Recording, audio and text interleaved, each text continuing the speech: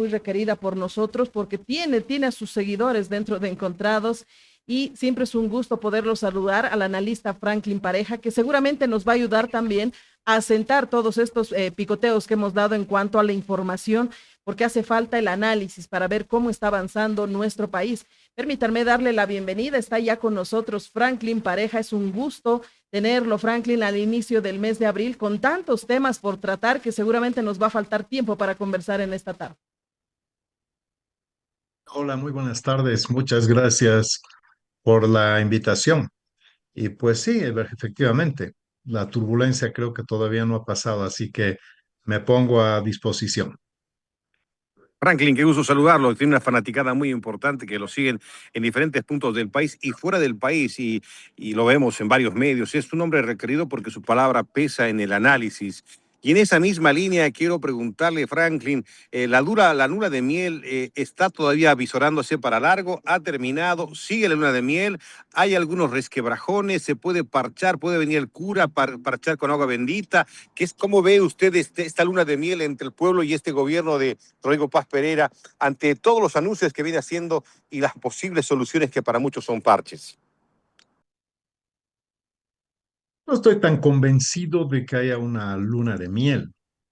Lo que sucede es que el cambio de gobierno en realidad vino con medidas que ya estuvieron amortiguadas.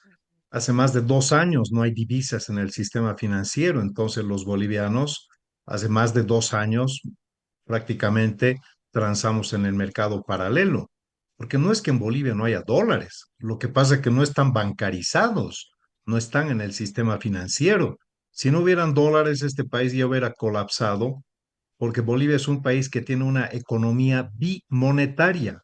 En Bolivia circula el dólar como moneda corriente y en cualquier comercio te aceptan sin ningún problema, lo cual, por ejemplo, en Chile no podrías hacer, ¿No? en Perú tampoco te aceptan el dólar, en muchos países no aceptan. En cambio, en Bolivia, que tiene de facto una economía bimonetaria que transa activos en dólares, alquileres en dólares y muchas otras actividades. Entonces, no es que el dólar haya desaparecido, lo que pasa es que el sistema financiero boliviano se ha quedado prácticamente, no el sistema financiero, el Estado boliviano se ha quedado prácticamente en bancarrota por sostener una ficción de subvenciones que han hecho que sea insostenible mantener esta chorrera y esta sangría que ha ido incrementando el déficit fiscal por 12 años de manera sostenida. Entonces, los bolivianos hace más de 2 años ya hemos venido amortiguando este golpe que no se ha producido cuando ha entrado el gobierno de paz. Lo propio, los combustibles. El combustible hace más de 2 años escasea, no hay una provisión sistemática, permanente, estable. El problema de la calidad tampoco es nuevo, pero supuestamente cuando vino el levantamiento de la subvención, hubo como una sorpresa porque la reacción popular no fue lo que algunos preveían y entonces esto también se debe precisamente al hecho de que la carencia que no ha sido inmediata, sino se viene haciendo hace 2 años, ha ido dosificando y amortiguando el impacto. Entonces, cuando viene el señor Paz, lo que hace es lo que tuvo que hacer cualquiera que hubiese ganado. Inclusive si hubiera ganado Andrónico, Castillo, hubieran tenido que hacer lo que se está haciendo, porque de otra forma es inviable. ¿El Ahora, mismo Evo lo hubiera hecho? todos, porque no es una opción, no es como ir a un restaurante, abres y tienes un menú de opciones. Aquí no hay opciones. Tú abrías la carta y ¿cuál era la única opción? Levantar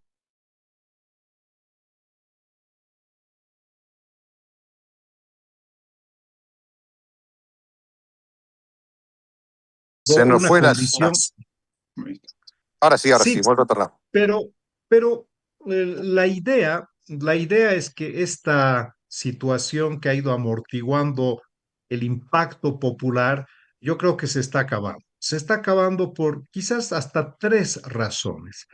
La primera, porque no hay una sensación de, digamos, un cumplimiento formal de todo lo que supuso una cantidad importante de promesas electorales. Se habló del 50-50 al día siguiente de asumir la presidencia. El presidente Paz dijo, al día siguiente hago un decreto y desconcentro la plata. Ahora ya sabes que eso es imposible, es un proceso largo. También se habló de que se iban a levantar los impuestos o primero se iba a hacer un perdonazo tributario, todavía no llega ese perdonazo, y además se iba a empezar a desmontar el Estado tranca y yo soy uno de los que veo que no se está desmontando, más bien se está reciclando mucho masista, que no es que el masismo en sí mismo o per se sea malo, pero fueron parte de un régimen cleptocrático donde en las funciones delicadas, como es el tribunal el órgano electoral, el órgano judicial, y en el órgano ejecutivo hay muchas figuras y personas que están ocupando puestos sensibles, delicados, jerárquicos, que han pertenecido al régimen anterior. Entonces, no se está haciendo un trabajo aparentemente que venga acompañado de un desmontaje o un desmantelamiento, por lo menos de la estructura que fue corresponsable del desastre. Y esto también genera grandes interrogantes porque uno dice, caramba, pero no era que íbamos a desmontar este estado cleptocrático, ahora parece que más bien se está reciclando una cantidad importante de figuras. Y eso está generando un signo de interrogación grande. Y en el plano de la economía, pues todavía no han venido las medidas que yo creo que son estructurales, porque definitivamente me da la sensación de que el paquete de leyes que se podría aprobar ahora mismo ya sufren más dificultad por el hecho de que no existe de forma expedita una mayoría que permita hacer más fácil el trabajo de aprobar leyes para la reactivación económica. Lo que en su momento Jorge Quiroga dijo que iba a aprobar todo con un sentido de oportunidad, no se hizo. Ahora se lo ve a un Jorge Quiroga más reactivo, más plantado en la oposición. Y no solamente pues son las leyes, hay que también ir a afectar la Constitución. La Constitución es el gran candado. Yo te digo, muchas de las leyes, ley de inversiones, ley de minería, ley del oro, ley de hidrocarburos, ley de litio, muchas de estas leyes en realidad no van a poder funcionar adecuadamente por mucho que se promulguen con muy buenas intenciones, si no se va destrabando los candados constitucionales de un Estado concebido hiperestatista. Bolivia tiene una constitución de un Estado hiperestatista, hiperconcentrador, donde el Estado es el principal promotor de la economía y todo el circuito de producción. Entonces, como tú puedes ver, realmente la necesidad de hacer reformas estructurales no es tan fácil y al haber perdido la oportunidad y al estarse diluyendo una posible, digamos, correlación de fuerzas que pudo haber hecho esto mucho más fácil, ahora se está haciendo cuesta arriba.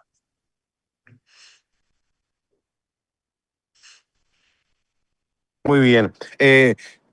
Lo escucho a Franklin y me da la impresión de que todo lo que ha hecho Rodrigo Paz Pereira y su gobierno está mal. Eh, Rodrigo Paz Pereira, su gobierno, ¿tiene un plan?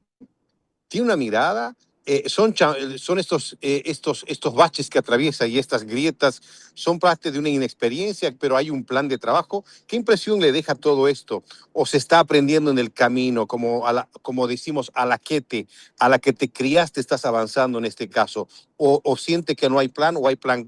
Franklin, ¿qué mira usted sobre ello? Mira, no tengo la percepción de que todo está mal. Yo rescato, por ejemplo, la política exterior boliviana. Creo que ese es el cambio fundamental desde que ha No entrado tenemos Evo Morales. embajadores en ningún punto del mundo.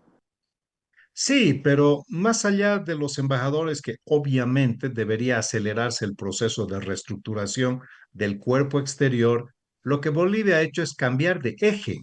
Ese es el cambio más importante y radical y de 180 grados que tenemos hasta el día de hoy. Cuando te pregunten qué ha cambiado en Bolivia, lo que ha cambiado en Bolivia es el eje.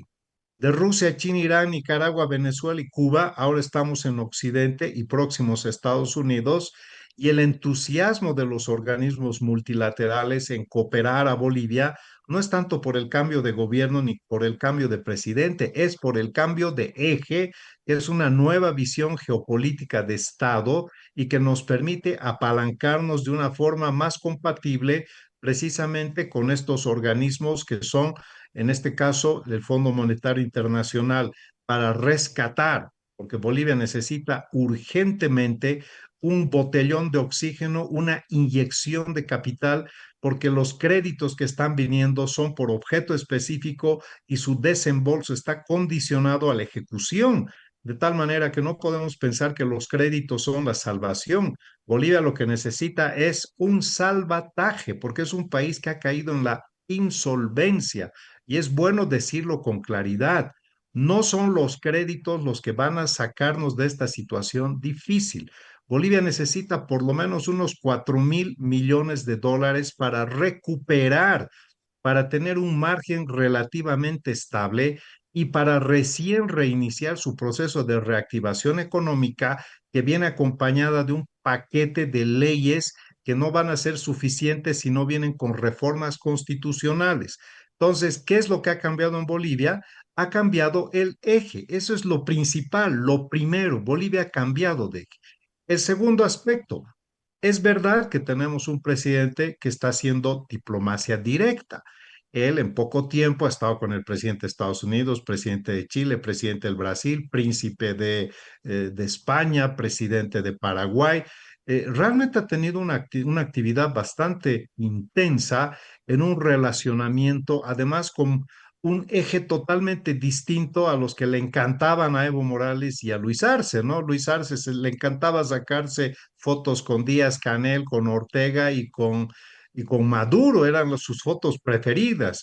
En cambio, hoy por hoy hay una visión distinta. ¿Por qué es importante la política exterior? En cualquier país, sobre todo en un país que no tiene peso específico propio, en un país que tiene peso relativo como es Bolivia, Bolivia necesita tener socios estratégicos, aliados estratégicos para poder incrementar su capacidad de negociación.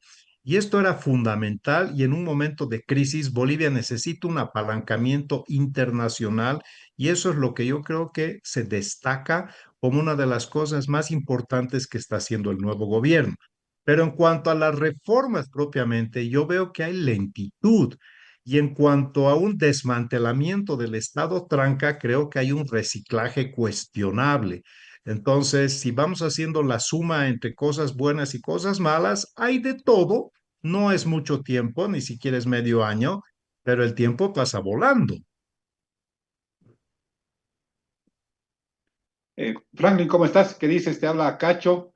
Te estoy escuchando atentamente y mira, me haces recordar a lo que conversábamos el año pasado, cuando decíamos de manera coincidente que la gente había intuido que las elecciones eran el gran mecanismo como para, de alguna manera, cambiar las cosas.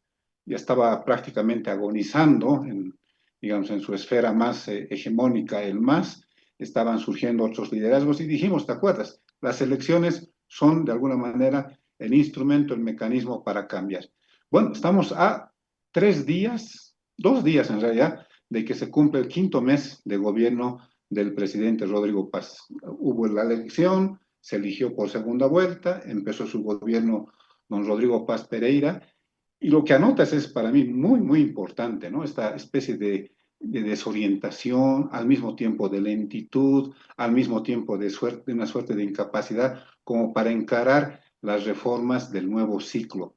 Dicho esto, querido Franklin, ¿cuál tú crees que es la ruta más, digamos, tranquila, la ruta menos complicada que nos lleven a esas reformas? Una cumbre de jefes políticos, unas reformas constitucionales, una aprobación de leyes fundamentales y luego, digamos, el apalancamiento con los créditos. ¿Cuál más o menos tú imaginas tú la ruta perfecta para llegar a este destino que es cambiar de ciclo político? Hola, querido Cacho. Mira, una ruta perfecta es difícil encontrar porque además hay muchas cuestiones que lamentablemente Bolivia no controla. Por ejemplo, no controlamos la situación externa, no controlamos el precio del petróleo. El petróleo se está disparando. Algunos analistas prevén que podría llegar fácilmente a 150 y algunos pesimistas a 200 el barril de petróleo, lo cual significa que todo lo que se ha logrado en levantar subvenciones ahora mismo ya se está empezando a diluir y el país nuevamente tiene que activar lo que llamamos las subvenciones por fuerza, porque levantar una segunda vez la subvención de una manera traumática puede generar un problema social muy complicado y los anuncios desde las organizaciones sociales es que estas no están dispuestas a permitir un segundo embate en esa línea. Entonces, como ves, nosotros no controlamos la geopolítica global, porque esto se debe fundamentalmente a la guerra entre Irán, Israel y Estados Unidos. Y día que pasa, las cosas no parecen tener una resolución que vaya a darse en el corto plazo.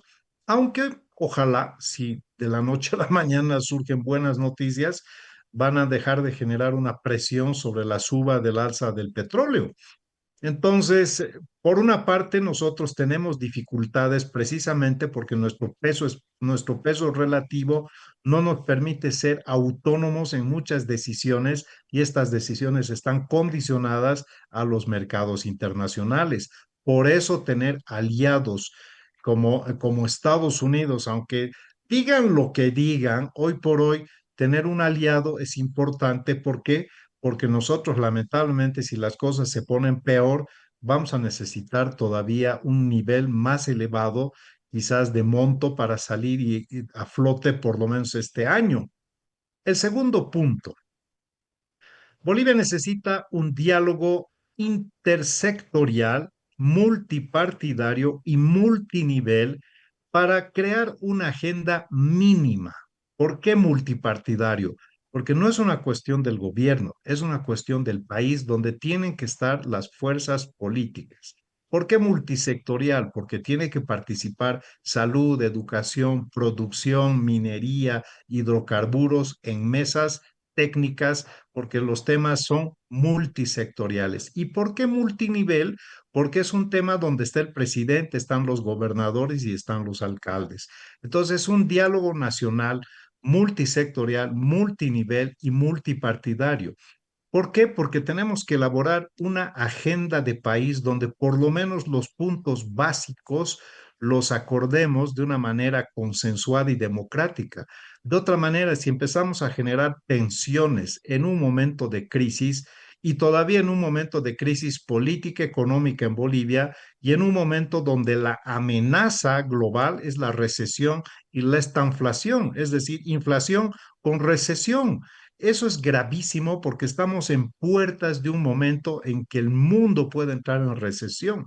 Entonces, en esas condiciones, administrando nuestra fragilidad, Bolivia tiene que tener una agenda mínima que se ponga de acuerdo en qué, en las reformas constitucionales mínimas para reactivar la economía, porque Bolivia tiene desde el artículo 306 en adelante un régimen absolutamente estatista que no va a permitir la captación de inversión extranjera directa.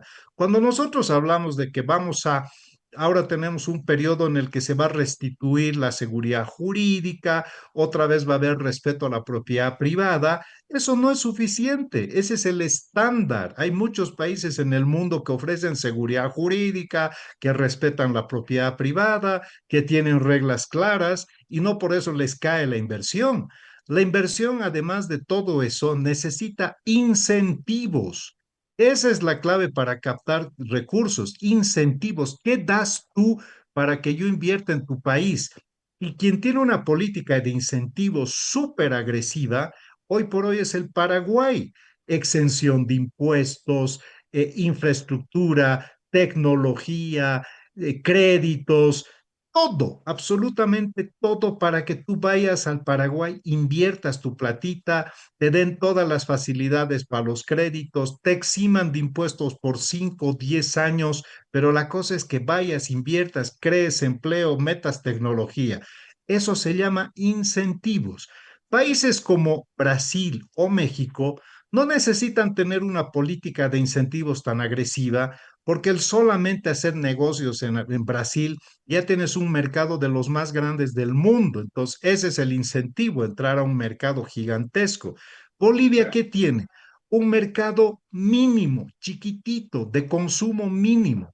Encima de que nuestro mercado es mínimo, tenemos inestabilidad, hostilidad contra los inversionistas, reglas que no son claras, despojo de bienes, todo lo contrario a lo que un inversionista quisiera. Entonces, para restituir la seguridad jurídica y para restaurar el respeto a la propiedad privada, hay que trabajar de una manera mancomunada y luego hay que generar incentivos. Y esto forma parte de una agenda política multisectorial, multinivel y multidisciplinaria.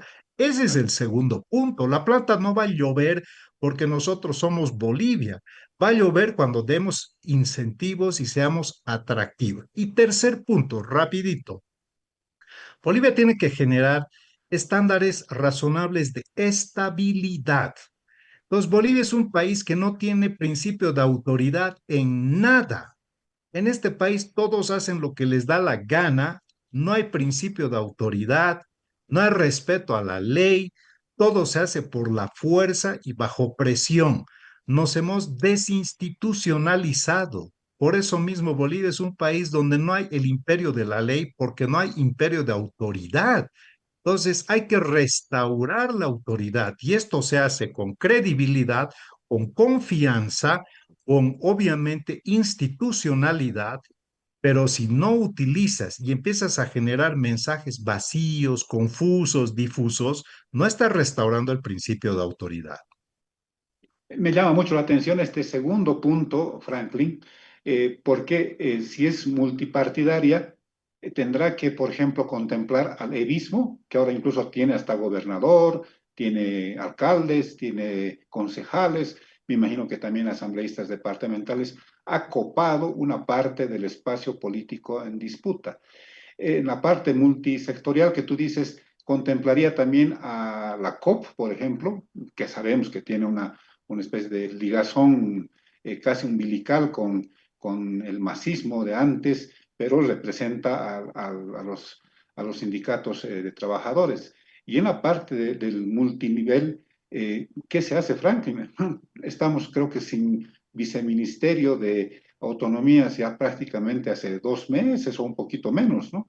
Renunció Andrea Barrientos y nunca más se sustituyó a esa autoridad. ¿Cómo se hace entonces para de alguna manera trabajar, ir moldeando esta ruta que tú dices no es la ideal, pero busquemos una ruta en la que podamos conseguir el objetivo todos los bolivianos? Mira, voy a ir de tu última pregunta a la primera. Primero, no tiene que haber un ministerio de autonomías y tampoco un viceministerio. Una de las expresiones más profundas del centralismo y del desprecio al voto popular y del hipercentralismo es haber creado un ministerio de autonomías. O sea, un ministerio del Ejecutivo tutelando alcaldes, gobernadores y toda la vida del vigor autonómico ha sido sofocada cuando se creó el Ministerio de Autonomías. El Viceministerio de Autonomías, perdón, el ministerio nunca debió existir y el viceministerio deberíamos olvidarnos de ese ministerio, no debería existir. Para eso hay un Consejo Nacional de Autonomías, donde tiene que estar conformada por las autoridades electas por voto popular, donde tiene que participar parte del órgano ejecutivo, parte del modelo, perdón, de las autoridades subnacionales y tomar decisiones en ese plano. No un viceministerio, un ministerio. El Ministerio de la Presidencia, sin crear ningún viceministerio específico, debería ser algo así como una correa de transmisión entre los actores locales, entre los actores departamentales y el gobierno nacional para introducir una arquitectura jurídica nueva para el régimen autonómico y una ingeniería fiscal totalmente diferente para darle poder y platita. Porque ¿en qué se expresa la autonomía? No se expresa en la elección de alcaldes, gobernadores, concejales y asambleístas departamentales solamente. Se expresa fundamentalmente en la desconcentración del poder y en la descentralización fiscal. Poder y plata, dos cosas que no les han dado durante más de 15 años, porque esto, el régimen autonómico, Bolivia ya lo tiene constitucionalizado desde el 2009. Entonces, ¿qué requiere para que Bolivia despegue su régimen de autonomías? Voluntad política. ¿Por qué el MAS no quiso darle impulso al régimen de autonomías? Porque supone perder poder. Porque el día que decidas desprenderte del poder, dejar de ser ese centro que concentra poder, que es el centralismo, que no es la paz, es el centralismo no es la paz. Ah, De fuera se ve a la paz como centralismo. Los que más perdemos con el centralismo somos los que vivimos en la paz. Entonces, es este régimen centralista que hay que desconcentrarlo y nadie quiere desconcentrarlo. Llegan al poder y quieren tener control de todas las universidades, de todas las gobernaciones, de todas las alcaldías, tutelarlas. Si se portan bien, les transfieres su platita. Si se portan mal, no les transfieres. Eso era lo que hacía pues García Linera de forma descarada. Entonces, sería un horror, ya no error, que restituyan el ministerio y el viceministerio de autonomías. Eso tiene que desaparecer, pero yo no creo que lo hagan. ¿Por qué? Pues porque he visto que no está desapareciendo casi nada de la estructura. Primer punto. Franklin, Sí. adelante, termina el primer, segundo punto. Luego le consulto. Bueno, Cacho hacía mención, a ver, Cacho, recuérdame rapidito, te porque... decía que en la parte multipartidaria tendrían que involucrar, Ah, tendrían que contemplar al MAS, y en la parte multisectorial, por ejemplo, a la COP como una expresión de la, digamos, de los sectores obreros, empobrecidos, clases medias para abajo. muchas gracias, Cacho. Es así, son preguntas yo creo que estructurales. Primero que no necesitamos políticas de gobierno, necesitamos políticas de Estado. No necesitamos presidente o gobierno para una parte de Bolivia, necesitamos un presidente y un gobierno para todos los bolivianos. No podemos pensar que el bloque popular no existe porque el MAS no está en la Asamblea Legislativa. El bloque popular existe y Bolivia sigue siendo un país con mucha pobreza. Por lo tanto, sería una necedad pensar en sacar de cualquier construcción colectiva nacional con una visión de integración nacional a una fuerza política que aunque se está, digamos, en desbande, pero se está reconstituyendo y se va a reconstituir en otra opción. Eso es inevitable. Entonces, yo soy de la idea de que tienen que estar absolutamente todos, porque eso no solamente le da legitimidad, sino que eso le da validación social. Muchas veces las leyes en Bolivia son leyes tan absurdas que hacemos que se terminan abrogando por la fuerza rápidamente porque no han sufrido un proceso de validación social. Entonces, no pueden estar exentos ninguno de los actores. Otra cosa es que tú abras la posibilidad de la participación y otra cosa es que no quieran ir. Ah, eso es diferente. Tú tampoco puedes obligar. Claro, claro. Pero hacer una construcción de un diálogo nacional sectario, sesgado, sería realmente lo más antidemocrático y totalitario, no autoritario. Entonces, indudablemente que por supuesto tienen que estar, porque si no los problemas aflorarían más temprano que tarde. Con toda esa mirada que usted nos ha dado, Franklin, con todas esas posibilidades que usted abre, mi pregunta va relacionada precisamente a esto.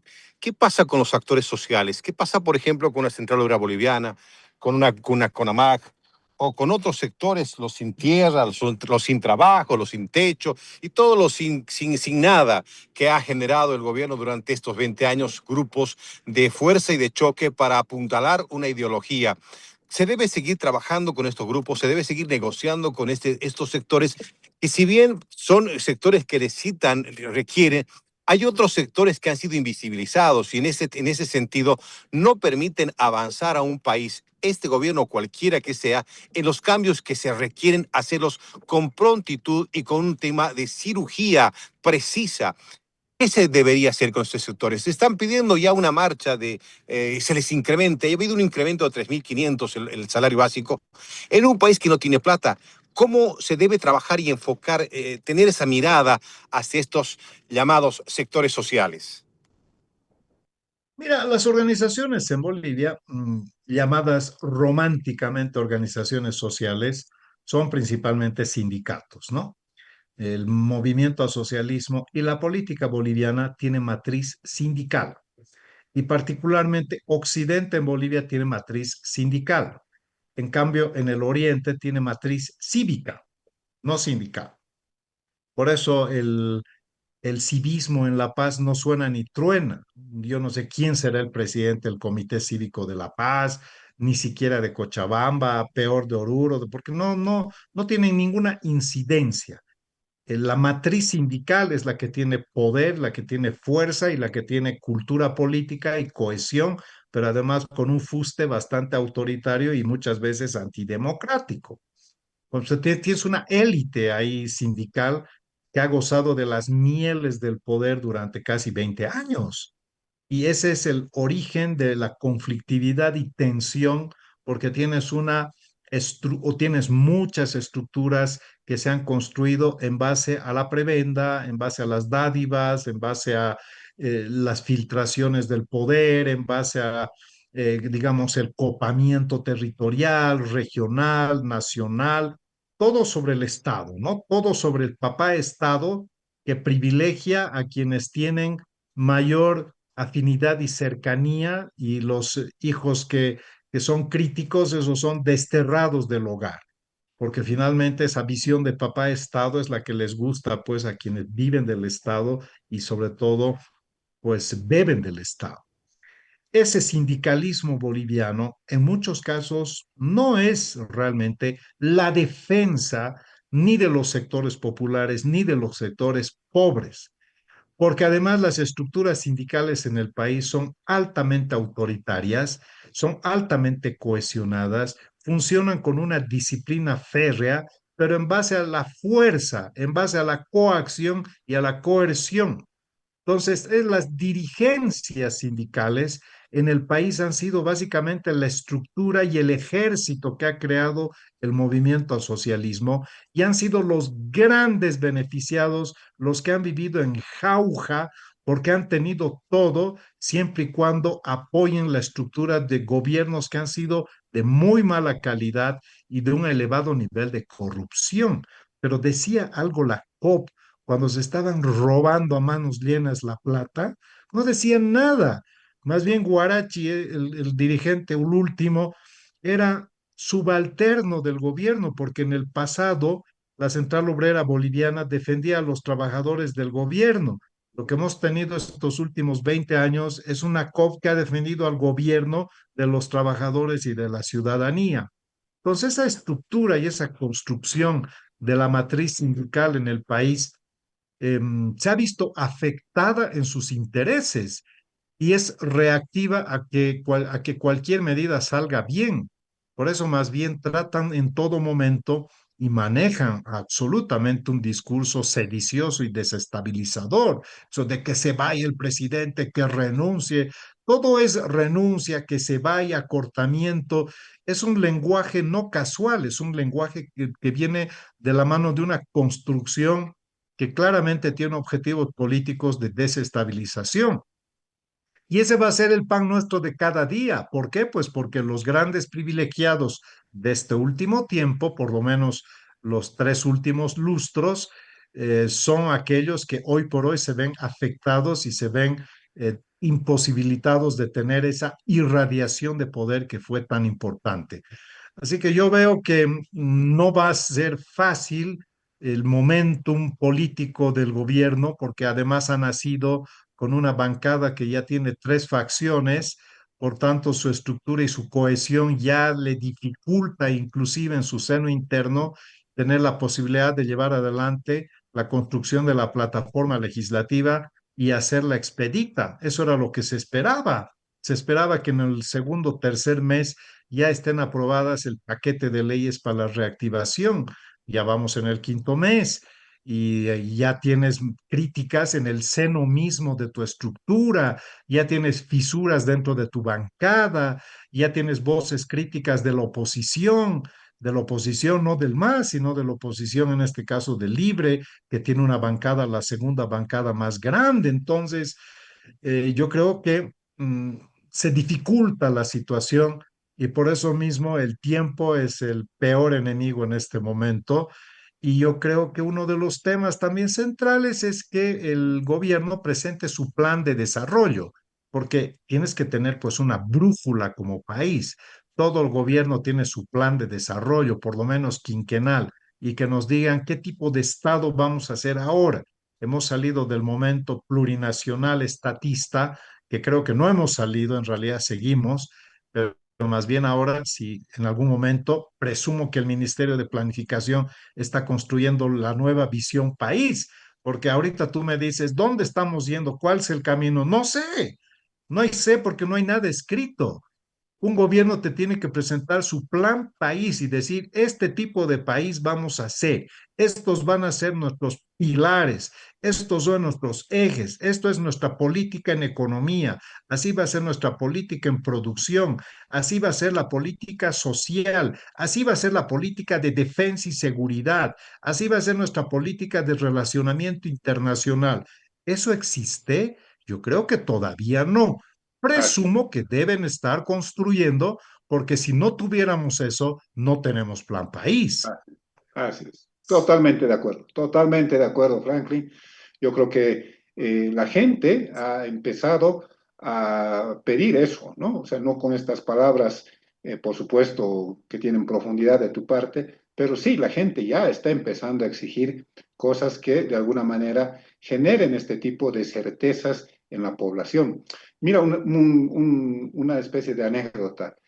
Juan del Granado, tú sabes, un abogado destacadísimo, ha presentado una ley de reforma de la Constitución, de la reforma parcial de la Constitución, pero para el tema judicial, para resolver la crisis judicial.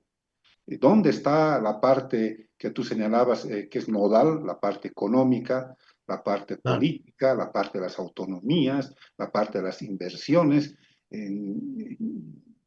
Con gran aprecio a Juan, pero es un pedazo de, es una parte de. Entonces, ¿quién completa el conjunto de reformas constitucionales? Lo va a hacer el Ejecutivo a la cabeza del presidente Rodrigo Paz, se va a delegar una gran comisión de reforma constitucional en la Asamblea Legislativa. Lo que has dicho es central. O sea, estamos en una especie como de tinieblas, todavía no estamos encontrando la luz que nos guíe en esta ruta lo más óptima posible. ¿Qué dices tú al respecto? me imagino que debe estar en construcción un plan. Obviamente, yo creo que el gobierno ha tenido problemas accidentales e incidentales. Hay cosas que no son casualidades, sino causalidades. Ya desde el momento mismo en que el presidente Paz empezó a construir su organización política, ya tuvo problemas. Recuerda que el PDC, una parte le decía que no, otra parte le decía que sí. Después, al vuelo, se hizo de su acompañante de fórmula, que hoy prácticamente se ha inmolado solo. Entonces ha dejado de ser un peligro. Es un problema, pero no es un peligro. Pero también es cierto de que no por eso hay que actuar con lenidad. Hay personas que yo creo que son capaces en este gobierno. Creo que Lupo es un gerente político. Me da la impresión que en torno a él gira mucho la carga de trabajo. Quizás sea importante que tenga más, quizás apoyo, porque puede que esté concentrando mucho por la premura, por la necesidad, pero lo veo como un buen gerente político. José Gabriel se debe estar partiendo la cabeza todos los días porque está manejando la situación más complicada, un país insolvente, un país desfalcado y un país que además está con una sensación de apronte porque el mes de abril son los prolegómenos de las políticas salariales, las discusiones de los pliegos petitorios, las discusiones sectoriales. Ya van a haber demandas de la COP, del magisterio, de salud, de las universidades, de las regiones, porque ahora han entrado las regiones. Entonces la economía está muy sensible. Obviamente muchos nos sentimos muy felices porque el dólar ha bajado, pero te aseguro que en términos técnicos, Bolivia más bien se ha vuelto muy cara nuevamente y eso desfavorece nuestras exportaciones y baja la posibilidad de captar dólares más rápido. Entonces, las recomendaciones de fuera es devalúen porque su moneda es muy cara y hace que sus productos sean poco competitivos. Pero, ¿qué significaría una devaluación? Que nos vamos a empobrecer porque ya nuestra moneda ha perdido una gran capacidad de su poder adquisitivo y una devaluación vendría como un latigazo encima de todo lo que ya se está viviendo. Entonces, realmente resolver problemas de economía es muy complejo. Y al mismo tiempo, pues tienes una sensación de eh, unos resquicios todavía de las estructuras radicales del movimiento al socialismo, de algunos sindicatos que quieren dar una pelea dura porque ellos tienen un objetivo claro, que se caiga el gobierno. No les interesa que le vaya bien al gobierno, no les interesa que se vaya el gobierno, porque si al gobierno le va bien, a ellos les va mal. Entonces, lo que necesitan es hacer todo lo posible para desestabilizar. Como bolivianos responsables, tenemos que ser críticos, pero creo que también hay que mandar una voz de sensatez en sentido de que las cosas se pueden hacer bien y también hay que tomar, repito, querido Cacho, el principio de autoridad. Bolivia es un país que ha perdido el principio de autoridad y a las autoridades les cuesta mucho actuar como autoridades, porque creen que autoridad es ser autoritario. Bueno, pues sí, de ahí viene la autoridad, del autorictas. Las autoridades tienen que tener autoridad y actuar con autoritarismo si fuera necesario, que no es lo mismo que actuar como totalitarios, porque una cosa es ser democrático autoritario y otra cosa es ser antidemocrático y totalitario. Y el movimiento al socialismo no era autoritario, era totalitario, porque utilizó todo el aparato del Estado para hacerle trampa al Estado, para sofocar la institucionalidad y poner al servicio político todo el poder. Eso es totalitarismo, eso no es autoritarismo. Bolivia Franklin, para necesita cerrar, hoy por hoy me arriesgo con recuperar la una pregunta. autoridad. Sí. Me arriesgo con una pregunta para finalizar esta conversación tan interesante, Franklin. Asamblea Constituyente, ¿cuál podría Mira, ser el? Bolivia necesita, Cachito, una reforma integral de la Constitución. Integral. Necesita un proceso constituyente, Caramba. pero es inviable. En el corto plazo y en el mediano plazo es inviable porque no están dadas las condiciones.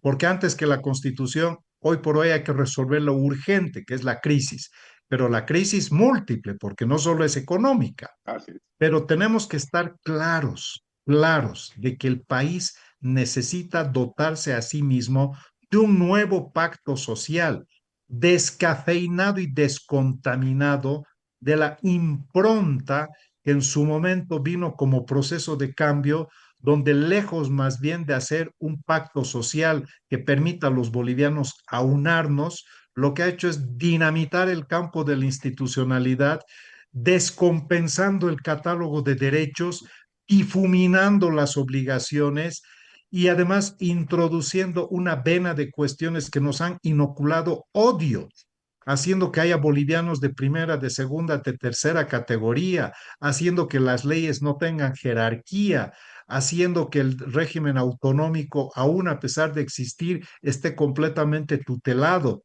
Entonces, ¿qué vamos a perder el tiempo haciendo parches? Necesitamos ir a un proceso constituyente serio, donde realmente nos dotemos de una carta, pero además no tan maximalista, porque nuestra constitución es maximalista, tiene 411 artículos, cuando en realidad otro gran problema es precisamente eso, que Ujú. hemos hecho una cuestión tan ampulosa, tan confusa.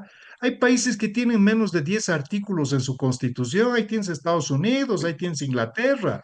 Entonces aquí queremos hacer mientras más normas, más leyes, mejor. Eso es falso. Necesitamos leyes, necesitamos una constitución para cumplirla, no para tenerla como una cuestión, como decía Santiago Nino, como una utopía lingüística. Permítame, Cacho, una última consulta de mi parte en esa misma línea. Cuando decimos todos queremos a Bolivia y quisiéramos salvar al país, ¿cuál es el rol que están jugando en este momento Tuto Quiroga, Samuel Doria Medina? Hay sumas que restan y apoyos que no se sienten. El papel de Evo Morales. Hay voces que dicen, no, este gobierno debe irse, tiene que terminar, voces de los sectores, entre comillas, sociales o dirigentes afines a un partido político. ¿Cómo ve el rol de estos personajes que le acabo de mencionar? ¿Están apoyando, están sumándose? ¿Es realmente una oposición constructiva? Es lo que hay, es lo que tenemos y son los que tienen bancadas. No será lo que nos guste o será lo que no nos guste, pero más allá del bien y del mal está la realidad. La realidad es que hoy por hoy son voces influyentes en la política boliviana y tienen bancadas. Yo particularmente considero que al presidente Paz, la alianza del señor con el Samuel Doria Medina le permite viabilidad, pero no es suficiente. Yo creo que tiene que tender puentes para fortalecer, no necesariamente todo, porque no hay que, en una democracia saludable requiere ser un espacio de poder compartido y no un espacio de poder concentrado. Eso significa que la existencia de una oposición es buena y es saludable para un país, para una democracia. Pero hay que hacer acuerdos mínimos. Ahí va cuando yo digo hay que hacer un diálogo nacional multipartidario, multinivel y multisectorial para encontrar una agenda de 5 o 10 puntos básicos sobre los que nos vamos a poner de acuerdo. Pero después que la oposición está para fiscalizar y para ser dura y draconiana, por supuesto que así tiene que ser. No podemos decir, se está oponiendo y es un desestabilizador, no.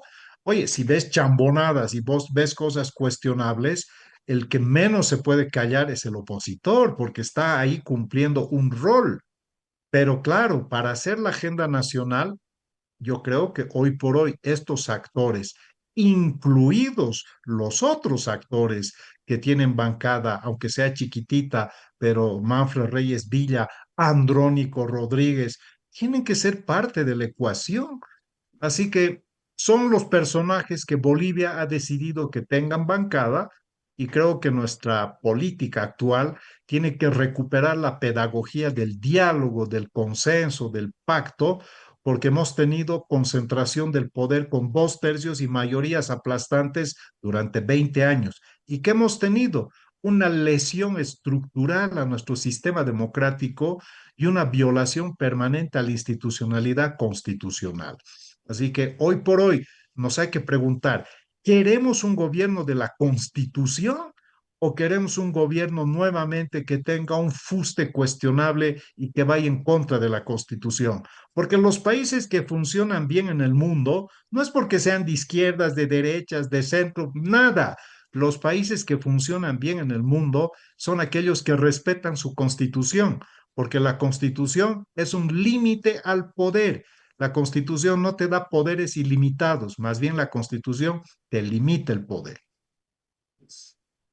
Te agradecemos muchísimo, Franklin, por esta oportunidad.